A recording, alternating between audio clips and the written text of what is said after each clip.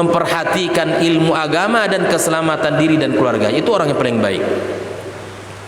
Sehingga di dalam sejarah dicatat kaum muslimin, ketika Umar bin Khattab radhiyallahu taala anhu khalifah Amirul Mukminin, di saat dia menjadi seorang khalifah, menunjuk salah satu calon kandidat yang akan diangkat menjadi kepala daerah. Umar melihat syaratnya sudah terpenuhi, memiliki visi, memiliki semangat, bahkan berilmu, memiliki kecakapan untuk diangkat menjadi seorang kepala daerah pada zaman itu. Namun ternyata ketika Umar radhiyallahu taala anhu melihat, ketika dia bercerita melihat kondisi Umar yang sangat santun kepada anaknya, yang penyayang dengan anaknya dan melayani anaknya. Kita ini Pak, jangan sampai kalau sudah menjadi orang tua atau sudah menjadi orang-orang yang terpandang lupa kepada anak. Lalu kemudian calon daripada kepala daerah ini melihat Umar seperti itu, lalu dia bertanya, wahai Umar, ya kita tahu Umar, kalau mendengarkan Umar yang terbayang itu adalah seorang laki-laki yang tegas, seorang laki-laki yang tidak bisa diajak untuk bicara oleh orang-orang biasa, bahkan kalau anak-anak pun tak mungkin rasanya. Bayangannya seperti itu. Namun ketika dia melihat betapa seorang khalifah ini sangat dekat dengan anaknya, sangat mudah bermain, bahkan melayani anaknya, maka timbullah dalam dirinya pertanyaan, dan itu ditanyakan langsung kepada khalifah.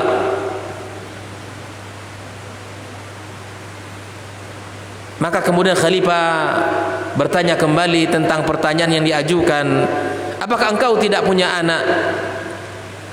Katanya, aku punya anak. Tapi ketika dia melihat khalifah Amirul Mukminin, ya Umar bin Khattab bermain dengan anak dengan mudahnya, maka timbul rasa, kok seperti ini khalifah yang dibayangkan orang yang tegas ini. Maka kemudian Umar menilai ini cacat syarat. Cacat syarat untuk menjadi seorang pemimpin. Bayangkan Pak, kalaulah hari ini ya salah satu syarat untuk menjadi pemimpin diperhatikan dari sisi keluarganya, bagaimana perhatian dia kepada anak dan istrinya, kepada orang-orang yang menjadi tanggung jawabnya, maka mungkin banyak orang yang gugur dari syarat itu. Karena semakin tinggi dia levelnya, semakin jauh terkadang perhatian kepada keluarga. Maka akhirnya siapa? Umar coret nama ini dan suruh pulang. Begitu pentingnya Islam memandang bahwa perhatian kepada keluarga itu sangat tinggi. Bahkan Amirul Mukminin Umar bin Khattab mencoret nama ini, menyuruh dia pulang kembali, tidak jadi dikeluarkan SK untuk diangkat sebagai kepala daerah. Itu Amirul Mukminin Umar bin Khattab radhiyallahu taala anhu. Makanya kaum muslimin, berbicara tentang kehidupan rumah tangga bukan hanya bicara menjadi seorang ayah, seorang ibu yang saleh dan saleha, tapi lebih daripada itu, kita berbicara menjadi seorang kakek dan nenek yang saleh dan saleha. Sehingga kalau kita lihat dalam sejarah tokoh orang-orang hebat di dalam Al-Quranul Karim, ya di dalam Al-Quran Allah katakan, Inna Allah astafa Adam wa Nuha wa ala Ibrahim wa ala Imran ala alamin. Inna Allah astafa, ya sesungguhnya Allah memilih Adam, Allah memilih Nuh, dan Allah memilih keluarga Imran dan keluarga Ibrahim. Mari kita lihat dari ayat ini, para ulama mensyaratkan bahwa di antara ciri keluarga yang teladan itu, keluarga hebat itu, 3 syarat. Pertama, pasangannya adalah pasangan yang saleh dan saleha. Makanya dalam ayat ini kaum muslimin, kaum muslimat, Adam dan Nuh tidak disematkan oleh Allah keluarga pilihan. Namun ketika Allah berbicara Imran dan Ibrahim, Allah sebutkan keluarga. Apa sebab? Kita lihat. Pada Adam, keluarganya saleh dan saleh. Adam dan Hawa, Masya Allah, Nabi pilihan dan didampingi oleh seorang wanita yang salehah. Namun dia memiliki ujian dari sisi anak. Tercatat Qabil adalah laki-laki pertama yang menumpahkan darah. Nuh alaihi salam tercatat di dalam Al-Quranul Karim, istri yang tidak beriman kepada suaminya, kepada Rasul Allah Subhanahu wa ta'ala. Catat syaratnya. Makanya ada 3 syarat yang menjadi keluarga hebat. Yang pertama, pasangan suami istri yang saleh dan salehah. Makanya di sini Allah sematkan keluarga pada diri Luqman, pada diri Imran, dan Allah sematkan keluarga pada diri Ibrahim. Ala Imran wa ala Ibrahim. Kita lihat Hanna, seorang istri yang salehah yang memiliki visi hebat.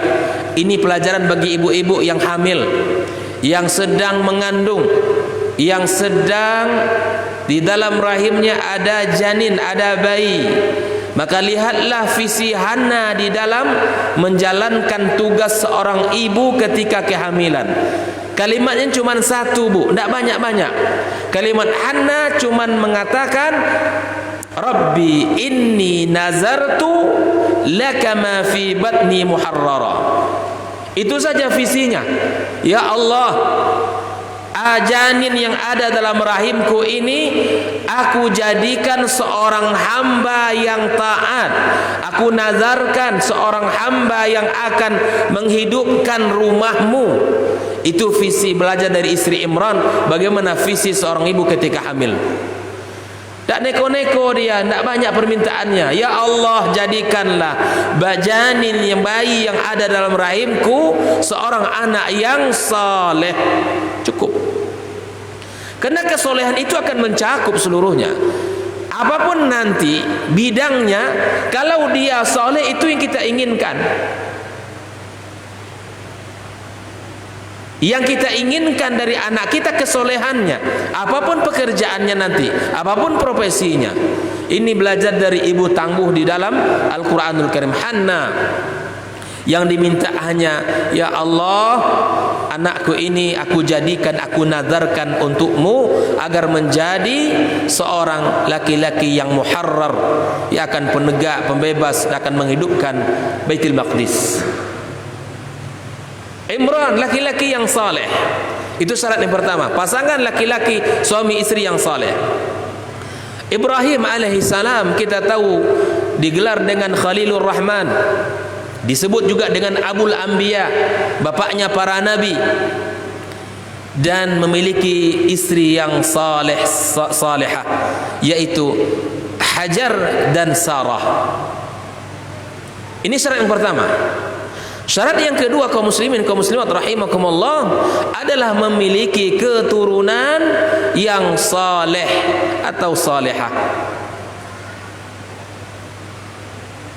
Dari pasangan Adam alaihissalam kita dapatkan ada kasus yang ada pada diri anaknya. Begitu juga pada diri Nuh alaihissalam juga didapatkan anak yang tidak beriman kepada ayahnya seorang rasul. Namun ketika Imran dengan Hanna memiliki seorang wanita yang salehah, namanya siapa? Maryam. Innallaha astafaki wa taharaki wastafaki ala nisa'il alamin, kata Allah. Inilah kalimat Allah untuk Maryam itu. Sesungguhnya Allah memilihmu dan mensucikanmu dan memilihmu di atas wanita seluruh alam ini. Coba bayangkan. Itu kalimat siapa? Allah. Untuk siapa? Untuk Maryam. Belajar tentang kesucian, belajar tentang kemuliaan, belajar tentang kehebatan, belajarlah kepada Maryam. Ibrahim alaihissalam memiliki anak dari Ishak, dari Sarah lahirlah Ishak, dari Hajar lahirlah Ismail, dan dari keturunan Ismail maka jadilah seorang nabi pilihan di akhir zaman, Rasulullah sallallahu alaihi wasallam. Dan dari Ishak lahirlah Yakub, lahirlah Yusuf, dan orang-orang hebat semuanya. Ini syarat yang kedua. Adapun syarat yang ketiga kaum muslimin kaum muslimat rahimakumullah adalah memiliki cucu atau cicit yang saleh dan saleha pula. Makanya di depan kita katakan belajar tentang keluarga tidak hanya sekedar belajar bagaimana menjadi orang tua yang saleh dan saleha, tapi belajar bagaimana menjadi kakek dan nenek pun sangat dituntut di dalam agama kita. Dan dari Imran lahirlah seorang cucu, ya Isa ibn Maryam. Isa laki-laki pilihan, laki-laki yang saleh, nabi utusan Allah Subhanahu wa taala. Dan dari ya Ismail lahirlah ya keturunannya ada Rasulullah sallallahu alaihi wasallam, dan dari Ishak tadi lahirlah cucu cicit Nabi Adam alaihi salam adalah Nabi Yusuf alaihi salam. Kaum muslimin rahimakumullah, inilah yang kita usahakan di dalam kehidupan kita berumah tangga. Bagaimana menjadi orang tua, menjadi pasangan yang sejalan, harmonis, ya yang sevisi, ya yang sama-sama menginginkan kebaikan lahir dari kita bersama. Satukan visi kita kaum muslimin antara pasangan kita. Jangan satu ke timur, yang satu ke barat. Yang satu menginginkan anak-anaknya menjadi ya seorang yang alim dalam agama, yang satu menginginkan begini. Satukan visi. Karena ketika harmonisasi tidak terbangun dalam kehidupan rumah tangga, yang tidak bisa menyamakan visinya, maka akan banyak terkendala. Makanya Allah mengingatkan kita sebelum kita mendapatkan generasi yang saleh salehah atau generasi penyejuk mata, Allah sebutkan dulu kata azwajina. Ini yang sudah kita bahas pada pertemuan yang pekan lalu. Rabbana hablana min azwajina wa dzurriyyatina qurrata a'yun waj'alna lil muttaqina imama.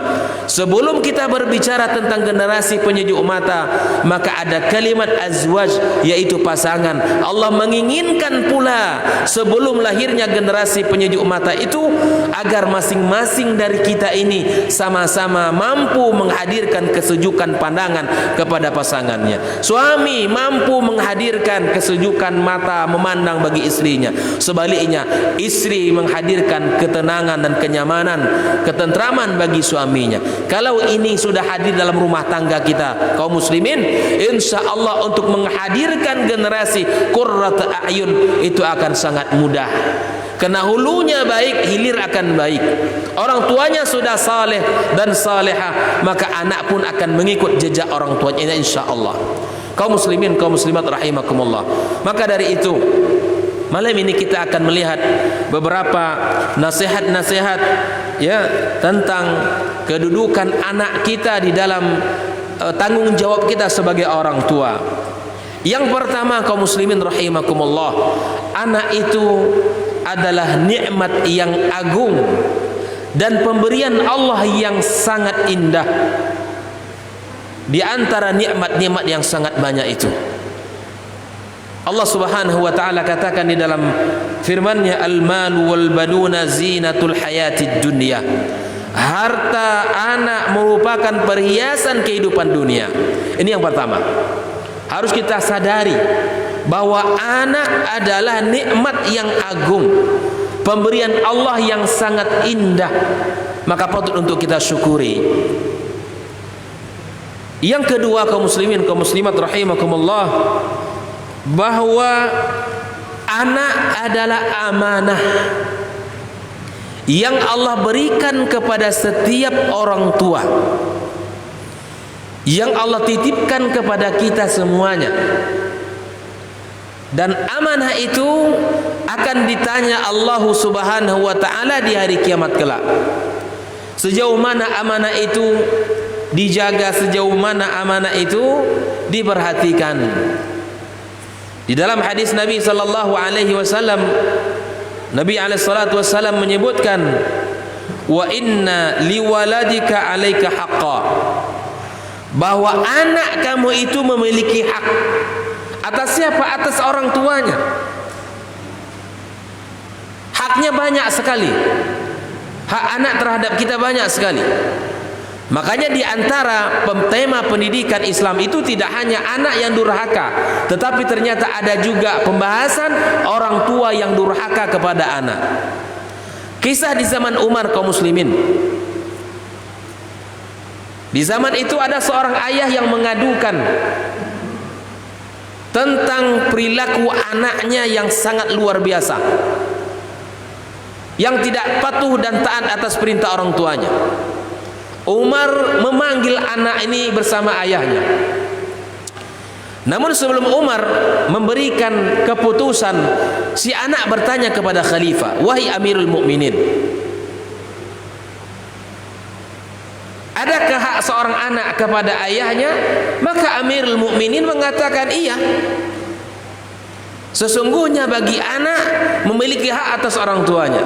Maka Amirul Mukminin menjelaskan, di antara hak anak yang pertama, mencarikan ibu yang baik bagi anak itu. Di sesungguhnya menjalankan perintah Nabi untuk mencari pasangan yang salehah, yang beragama, itu artinya kita sudah menjalankan tugas sebagai hak orang tua, sebagai hak anak terhadap orang tua. Makanya para bapak-bapak yang memiliki anak gadis yang pada usia-usia pernikahan, tolong diperhatikan. Tolong diperhatikan sisi agamanya. Untuk calon menantu kita itu tolong diperhatikan. Karena agama itu ia akan melanggengkan, ia akan menjadikan keluarga itu akan terus terjaga. Agama yang akan membuat kita ini bisa bersama. Agama yang akan membuat kita ini bisa bertahan bertahun-tahun, bahkan puluhan tahun, bahkan kita dipisahkan oleh usia kita. Umar mengatakan hak yang pertama mencarikan ibu yang salehah. Hak yang kedua bagi anak apa? Mendapatkan nama yang baik. Hak yang ketiga kata Umar adalah mengajarkan kitabullah, firman Allah kepadanya. Maka tiba-tiba anak ini mengatakan, setelah Amirul Mukminin menyebutkan tiga hal tadi, dia mengatakan, "Wahai Amirul Mukminin, sungguh saya tidak mendapatkan tiga itu. Saya dicarikan seorang ibu yang beragama Majusi. Dia Majusi. Dinikahi oleh bapaknya itu Majusi agamanya. Lahirlah dia. Yang kedua, saya diberi nama Ju'la. Ju'la itu artinya ya seekor kumbang. Masa nama binatang seperti itu? Ya, masa namanya seperti kasih seperti itu. Dan kata anak ini, satu huruf pun dari kitab Allah saya tidak pernah diajarkan oleh ayah saya. Yang awalnya Amirul Mukminin ini marah kepada anak, kenapa kamu tidak taat kepada bapakmu? Tapi setelah Amirul Mukminin mengetahui kenapa anak ini seperti ini, maka Amirul Mukminin kembali yang menyalahkan, bahkan marahi ayahnya yang tidak memenuhi hak seorang anak ini. Kaum muslimin rahimakumullah. Maka Nabi mengatakan, "Wa inna liwaladika 'alaika haqqan." Kamu atas anakmu, ya, anakmu atas kamu memiliki hak. Kita ini banyak ya hak-hak anak kita sama kita yang harus kita tunaikan bersama. Dan Nabi juga menyebutkan, kullukum ra'in wa kullukum mas'ulun an ra'iyatihi. Setiap kalian pemimpin, dan setiap pemimpin kata Nabi akan diminta pertanggungjawaban di hadapan Allah. Sebelum kita berbicara anak ini bakti kepada kita, maka kita tunaikan kewajiban kita. Apa yang seharusnya kita lakukan, kita lakukan dari pendidikan dari agama Allah Subhanahu wa taala ini. Nabi sallallahu alaihi wasallam juga menyebutkan, innallaha sa'ilun kulla ra'in amma star'ahu. Sesungguhnya Allah akan menanyakan pada setiap orang, setiap pemimpin dari apa yang dipimpin olehnya. ahafidha am dzalika am dhayya'a, apakah dia menyia-nyiakan ataukah dia menjaganya. Hatta yus'al ar-rajulu an ahli baiti, sampai-sampai pertanyaan itu nanti sejauh mana dia memperhatikan keluarganya. Bahkan dalam sebuah asar disebutkan, kaum muslimin rahimakumullah, ada ayah yang soleh, dia ke masjid, dia ngaji, ibadah, solat malam, berinfak.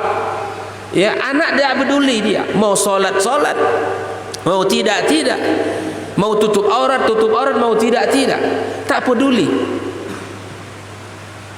Di hari kiamat, dan sebuah asar disebutkan, ada nanti ayah orang tua yang akan sudah masuk surga ditahan oleh anaknya. Ditahan oleh anaknya. Wahai Rabb, aku tidak ridha dia masuk surga. Ditahan oleh anaknya. Karena di dunia saya tidak pernah diajarkan, saya tidak pernah dibimbing, saya tidak pernah diberikan nasihat oleh orang tua saya. Bayangkan, tugas kita sangat besar, amanah yang besar yang Allah berikan kepada kita sebagai orang tua. Maka pesan agama Allah Azza wa Jalla agar kita menjalankan amanah ini dengan sebaik-baiknya. Bahkan dalam hadis Imam Bukhari, Rasulullah sallallahu alaihi wasallam menyebutkan, "Ma min 'abdin yastar'ihi Allahu ra'iyatan yamutu yawma yamutu wa huwa ghashun li ra'iyati illa harramallahu alaihi al-jannah." Tidak seorang hamba yang memiliki tanggung jawab terhadap rakyatnya. Ya, seorang pemimpin memiliki tanggung jawab terhadap rakyatnya. Maka di hari dia mati, di hari dia meninggal dunia, maka dia tidak jujur, tidak melaksanakan tugasnya, maka kemudian Allah akan mengharamkan baginya surga. Para ulama menyebutkan hadis ini, pembahasan masuk dalam bab ini adalah keluarga. Ketika dia meninggal dunia, dia sia-siakan anaknya, disia-siakan istrinya, tidak dibimbing, tidak dididik, tidak diajarkan anaknya. Meninggal dia, abai terhadap anaknya, maka kata Allah, kata Rasulullah sallallahu alaihi wasallam dalam hadis ini, illa harramallahu alaihil jannah, Allah haramkan baginya surga. Kaum muslimin rahimakumullah, tugas kita sangat luar biasa besar. Tugas kita sangat berat, amanah sangat besar yang Allah berikan kepada kita. Maka marilah kita bersama-sama untuk melaksanakan amanah itu. Ya, kita berharap kepada Allah Azza wa Jalla, Allah bimbing kita di dalam menjalankan tugas-tugas kita semuanya. Kaum muslimin rahimakumullah, anak adalah menjadi tanggung jawab pada orang tua dalam pendidikannya. Maka di antara pendidikan yang harus diberikan oleh orang tuanya kepada anak adalah pendidikan iman. Ini yang pertama. Wal muslim ayurabbi auladahu tarbiyatan imaniyatan. Hendaklah sebagai orang tua, sebagai ayah, mendidik anaknya dengan pendidikan iman. Hari ini tema pendidikan iman sudah semakin jarang dan langka. Seakan belajar iman itu hanya belajar rukun iman yang 6. Kira-kira begitu saja. Di antara kesalahan penanaman tauhid dan keimanan di kita, ilmu rukun iman, rukun Islam itu hanya pada tahapan teori saja. Dia hanya menambah wawasan, tidak menjadi bagian yang harus diterapkan. Inilah permasalahan terbesar dalam pendidikan kita hari ini, kaum muslimin. Bahwa pendidikan iman tidak menjadi bagian yang hidup dalam kehidupan kita. Dia hanya menjadi teori yang tertulis dalam buku, dipelajari, dihafal dan dibaca. Pendidikan iman bukan itu. Bagaimana di dalam Islam bahwa pendidikan iman sebagaimana yang ditanamkan oleh Rasulullah sallallahu alaihi wasallam kepada Ibnu Abbas radhiyallahu taala anhu, seorang anak yang masih kecil. Mari kita lihat bagaimana penanaman iman yang sangat luar biasa dari Rasulullah sallallahu alaihi wasallam. Kita Kita lihat Pak, ini metode Nabi, cara Nabi, kalimat-kalimat yang keluar dari lisan Nabi dalam rangka menanamkan keimanan tadi.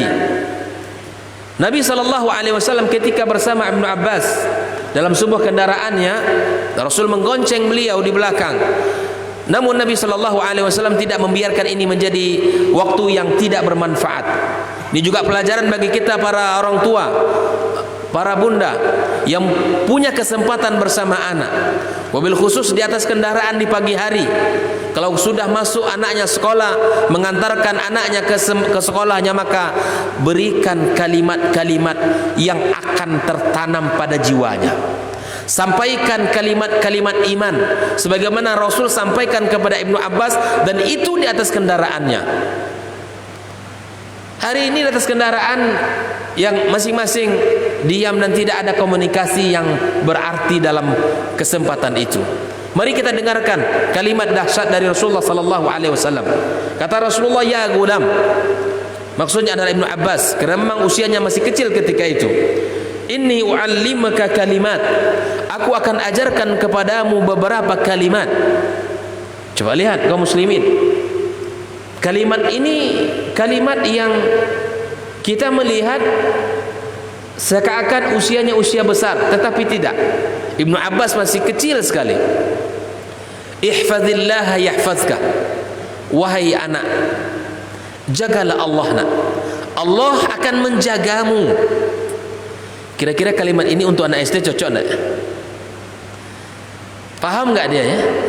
Wahai anak, ihfazillah yahfazka. Jaga Allah nak, Allah akan menjagamu. Biarkan anak ini mendengarkan kalimat ini terus, Pak. Jangan kita terlalu sulit memahaminya. Biarkan kalimat ini masuk ke jiwa anak itu. Kalimat Rasulullah sallallahu alaihi wasallam. Maka Nabi melanjutkan, ihfazillah tajidhu tujahaka. Jagalah Allah nak, Allah engkau dapatkan di hadapanmu. Ini kalimatnya dalam. Maknanya sangat luar biasa. Memberikan pengaruh yang sangat dahsyat pada diri Ibnu Abbas radhiyallahu taala anhu. Lalu kemudian Nabi melanjutkan, wa idza sa'alta fas'alillah. Jika engkau minta, nak minta saja kepada Allah. Wa idza sta'anta fasta'in billah. Jika engkau minta tolonglah kepada siapa? Kepada Allah. Ini kalimat iman yang lahir dari Rasulullah, yang lahir dari lisan Rasulullah untuk Ibnu Abbas radhiyallahu taala anhu. Wa'lam, ketahuilah nak, annal ummata law ijtama'at ala an yanfa'uka bi syai'in lam yanfa'uka illa bi syai'in qad kataballahu laka. Ketahui nak, umat ini seluruhnya berkumpul untuk memberikan manfaat kepadamu, yakinlah kamu itu tidak akan bisa dilakukan oleh mereka sekecil apapun manfaat itu kecuali atas izin Allah. Bagaimana Nabi menghubungkan Ibnu Abbas dengan sang khaliknya, bagaimana Nabi SAW mengikat diri seorang anak ini dengan Allah sang penciptanya. Kata Nabi, walau ijtama'u ala ayyadurruka bi syai'in, jika mereka berkumpul juga untuk mendatangkan satu mudarat kepadamu, lam yadurruka illa bi syai'in qad kataballahu 'alaika. Sungguh mereka tidak akan mampu memberikan itu kepadamu, satu mudarat apapun, kecuali yang telah Allah takdirkan untukmu.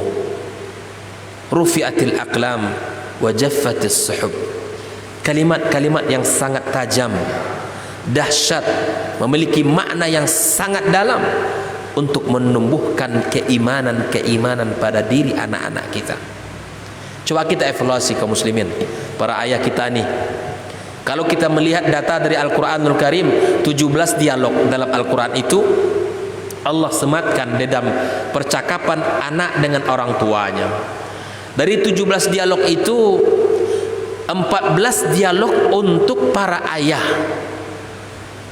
Jadi ayah-ayah ini sesungguhnya memang banyak bicara dengan anak. para orang tua, para ayah itu Al-Quran memberikan kepada kita panduan agar kita banyak menasihati. Tapi pada kenyataannya hari ini seperti apa? Yang banyak bicara dengan anak ibunya, istri kita. Bahkan temanya pun terkadang tidak terkendali. Padahal dalam Al-Quran itu ibu hanya disebutkan 2 kali saja. Satunya tidak disebutkan apakah ibu ataupun ayah.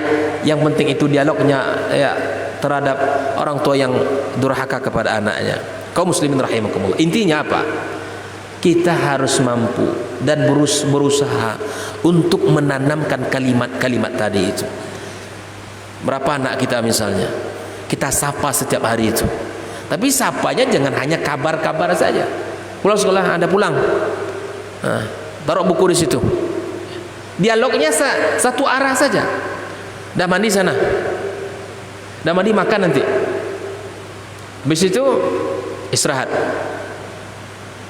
Itu kan dialog satu arah namanya. Bukan ini yang kita maksud dialog itu.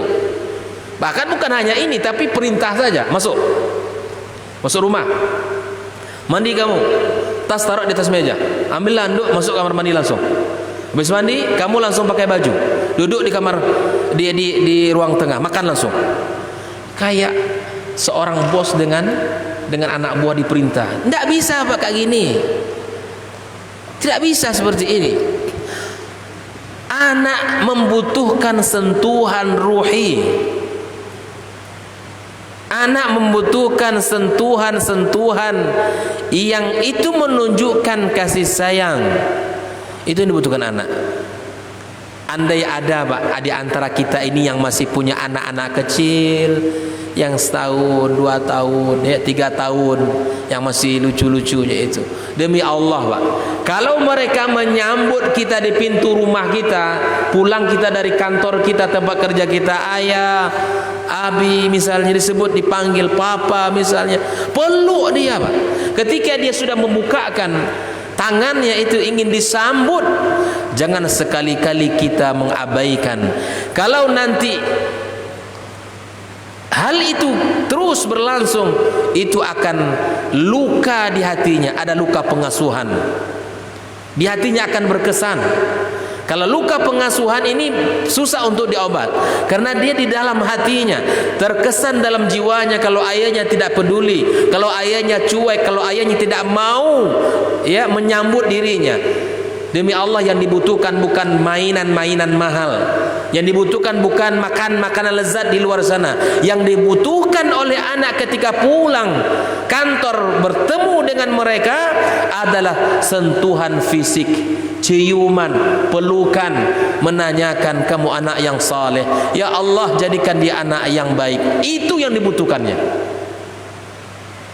Jadi jangan berpikir panjang, setiap jalan nampak buah-buahan beli semuanya, atau mainan-mainan mahal dibeli semuanya. Bukan itu yang dibutuhkan demi Allah. Yang dibutuhkan oleh anak kita adalah kasih sayang, perhatian dan pelukan.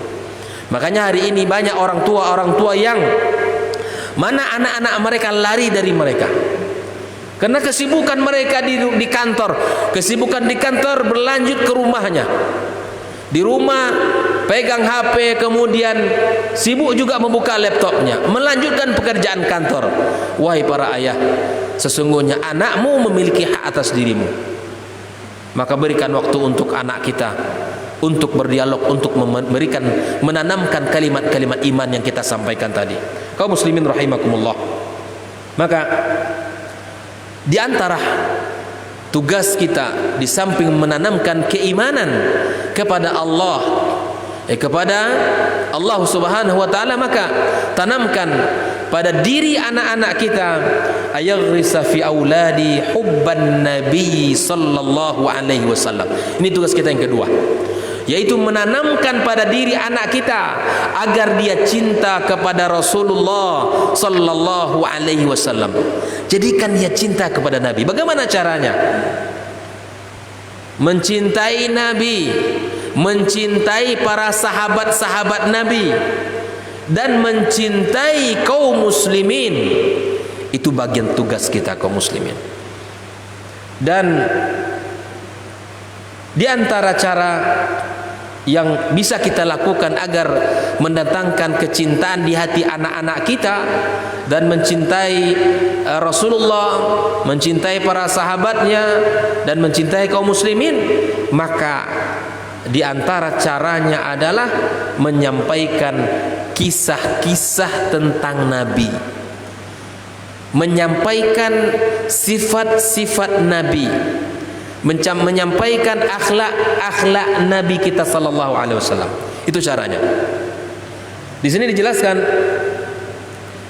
bahwa Al-Imam Malik Malik ibnu Anas rahimallahu taala, dia menceritakan dalam Usul I'tiqad Ahlus Sunnah wal Jamaah, beliau mengatakan bahwa kana salaf, orang-orang terdahulu, ya, yu'allimuna auladahum hubba Abi Bakrin wa Umar kama yu'allimuna surata minal Quran. Ini kurikulum zaman dahulu, Pak. Menanamkan kecintaan kepada Rasulullah, menanamkan kecintaan kepada para sahabat. Mereka mengajari anak-anak mereka untuk mencintai Abu Bakar, mencintai Umar, dan mengajarkan mereka seperti mereka mengajarkan ayat dan surat-surat Al-Quran. Kurikulumnya seimbang. Kalau hari ini perhatian kita kepada Al-Quran sudah lumayan, alhamdulillah. Tapi perhatian kita terhadap kisah Nabi, kisah para sahabat Nabi itu belum setinggi dan sekuat perhatian kita terhadap Al-Quranul Karim. Sementara kehidupan zaman dahulu, mereka menjadikan kisah Nabi, kisah para sahabat Nabi itu seperti mereka mengajarkan surat-surat Al-Quran kepada anak mereka. Di masjid ini mesti ada majelis kisah untuk anak-anak. Ada nanti dalam sepekan itu, ya, itu pelajaran kisah-kisah untuk anak-anak. Bacakan kepada mereka kisah-kisah Rasulullah, akhlak-akhlak Nabi, sampaikan kepada mereka kisah-kisah dan kehebatan para sahabat. Ini penting kaum muslimin, karena dulu generasi awal mereka menjalankan kurikulum itu di dalam mendidik anak-anak mereka. Ali bin Husain menceritakan, kunna nu'allamu maghaziyan nabi sallallahu alaihi wasallam wa sarayahu kama nu'allamu surata minal Quran. Ali bin Husain menceritakan, ya, kami diajari perangnya Nabi sallallahu alaihi wasallam, ya, sebagaimana kami diajarkan surat Al-Quranul Karim. Jadi kurikulumnya mengajarkan kisah Nabi itu seperti mana kurikulumnya kita mengajarkan Al-Quran pada anak kita. Bisa dibayangkan tak, ya, keseimbangan perhatian itu. Agar anak kita cinta kepada Nabi dan para sahabatnya, dibacakan kepada mereka kisah Nabi dan kisah mereka para sahabat itu. Azan? Baik, kita dengar.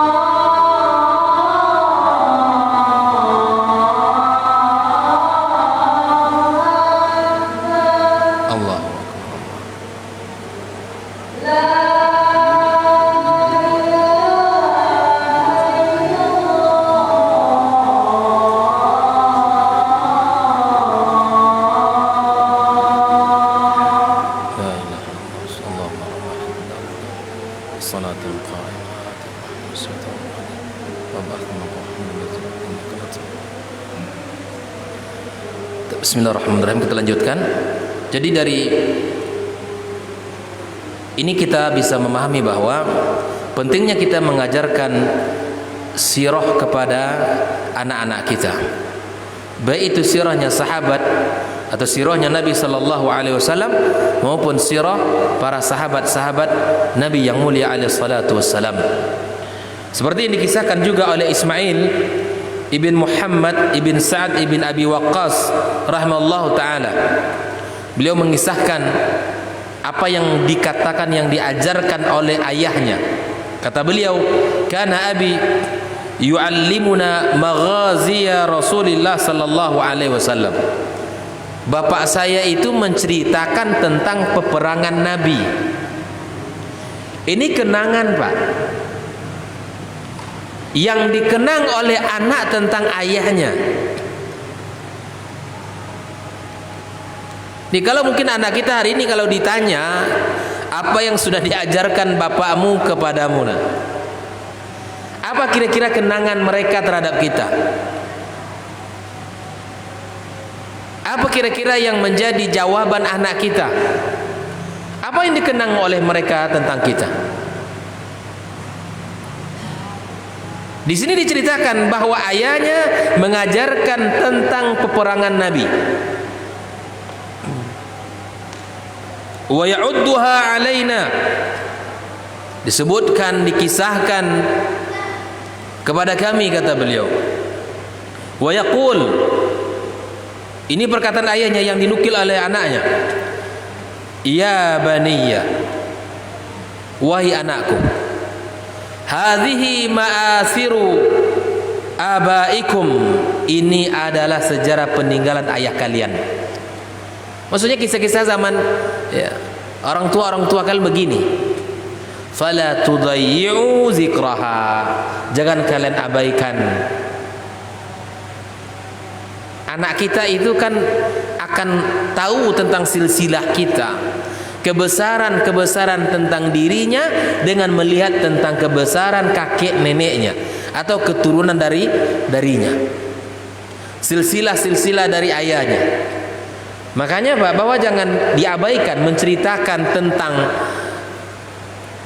kisah orang tua kita sebagai kakek dia, itu penting.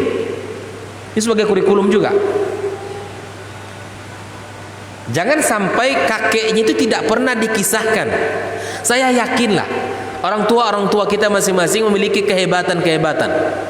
memiliki kelebihan-kelebihan. Mungkin dia jujur, mungkin dia tawadu, mungkin dia orang rajin ibadah, mungkin sangat suka menolong. Sebutkan kisah-kisah itu, kelebihan-kelebihan orang tua kita kepada anak kita, agar dia tahu, agar dia bisa mengenal kebesaran dia dengan melihat kebesaran orang tuanya. Ini caranya.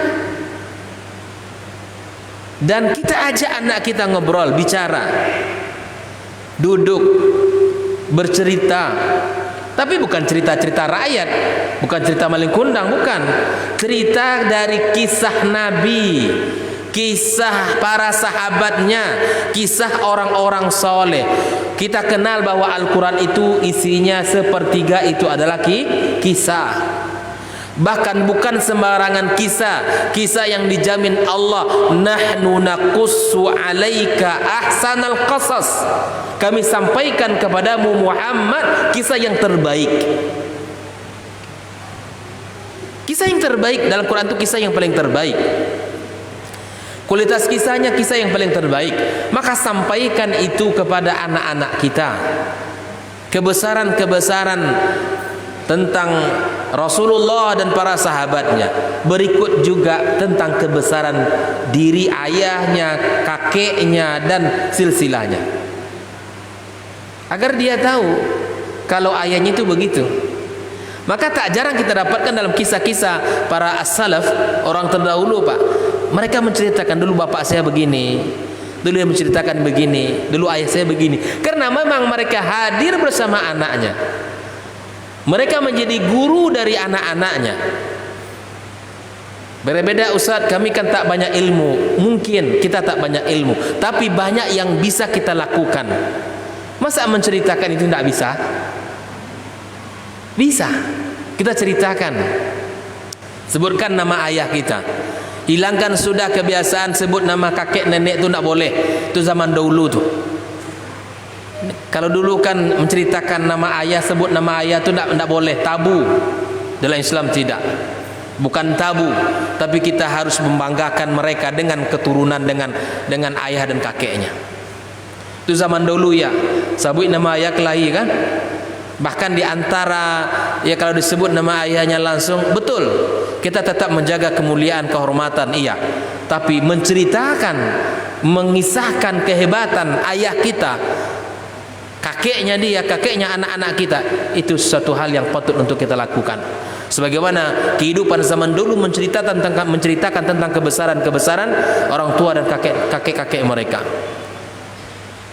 Karena kebesaran itu akan lahir, akan bisa hadir kembali dengan cara melihat kebesaran orang tuanya. Bagaimana caranya? Kakekmu adalah seorang laki-laki yang hebat, nak. Dia seorang alim. Dia rajin ke masjid. Tidak ada hari kecuali dia membaca Al-Quran. Hari-harinya dia membaca ilmu, belajar ilmu, dan tidak sempat hari itu terbenam kecuali sudah ada orang miskin yang bantunya. Begitu kisahkan. Dia akan tertarik cinta nanti kepada kebaikan melalui kisah-kisah itu. Bahkan tentang Syekh Muhammad bin Hasan Asy-Syaibani itu dikisahkan oleh ibunya. Muhammad ibn Hasan Asy-Syaibani ini memiliki anak perempuan. Lalu kemudian dia menceritakan, anak beliau bertanya kepada ibunya, "Wahai ibuku, bagaimana kakekku menghabiskan hari-harinya?" Maka diceritakan oleh ibunya, kakekmu ya, maka dia memiliki tempat membaca di mana bukunya berserakan. Tidak ada hari kecuali dia menulis, membaca, dan di hadapannya ada ember yang berisi air. Jika dia ngantuk maka disiramkan air ke wajahnya. Begitu kesan-kesan